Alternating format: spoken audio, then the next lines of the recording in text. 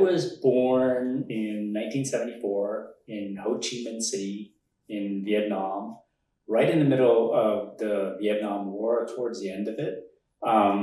I am the fifth of six sons within my family, so lots of boys.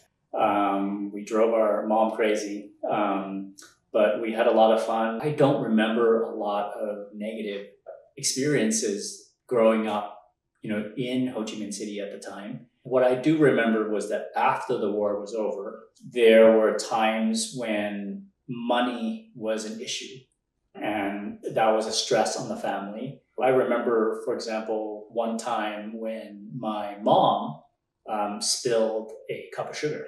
She scooped every single granule of that sugar back into the bowl. And that kind of stuck in my memory. I remember the street that I lived on, a narrow street, but there was a lot of life on that street. There were street vendors selling things, people screaming across the street, children running. And I remember really happy memories of just running and walking on that street, holding, my mom's hand. And you don't really get that here in the US. And it's something that I really kind of miss about growing up in Vietnam. After the war was over, and the new government took over, my family did go through some really rough times because my father was a former soldier in the South Vietnamese army, which was the enemy of the new government. And my father was an entrepreneur, and that makes him, the enemy of a communist government. He was constantly harassed. And I remember one morning I went to a cafe near where we lived. Suddenly, the entire cafe was surrounded by soldiers, all with their guns drawn. And then they grabbed my father and then they took him away. And I still remember kind of just the feeling of, well, I'm a small child. I'm here by myself. They just took my father away from me. Like that kind of just fear of being abandoned. All I know is that incident led my family to leave family and everything behind in Vietnam and to escape the country. I remember very vividly the day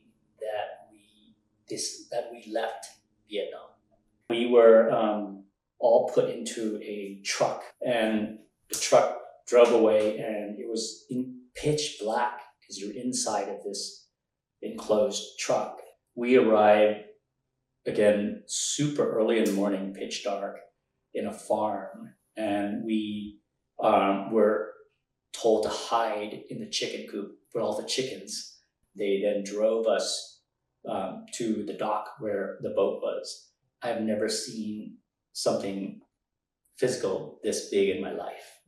And this is because this was literally a cargo ship that was about to house more than 3,000 refugees. To get on the boat, we had to climb to the deck of the boat, and that's a multi-story climb that you had to do on ropes. So I remember having to grab onto my older brother around his neck while he then climbed the rope onto the boat. So our goal was to sail from Vietnam to Hong Kong. When we arrived in Hong Kong, obviously we arrived in Hong Kong unannounced, and the Hong Kong government, not expecting a boat with 3,000 refugees, stopped us before we came anywhere near the shores and said that you cannot come in, you have to go back.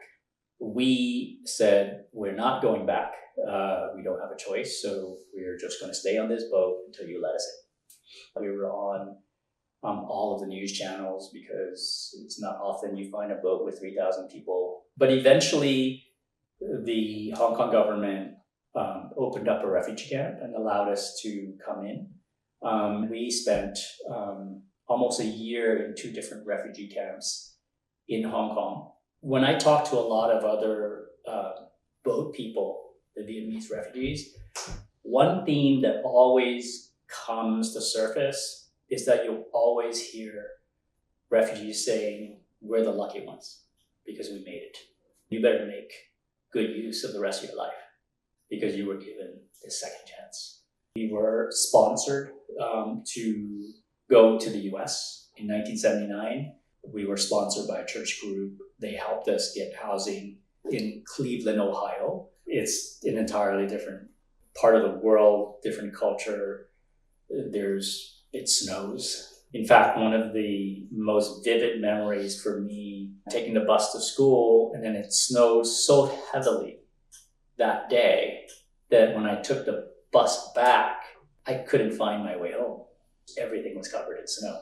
I remember walking past my house and one of my brothers seeing me coming, running out of the house and saying, "Where are you going?" Like, this is home. There's always a feeling of shame, right? Because you are shameful of who you are. You're shameful of being fresh off the boat. You're shameful of being a refugee, right? You're shameful of not being American.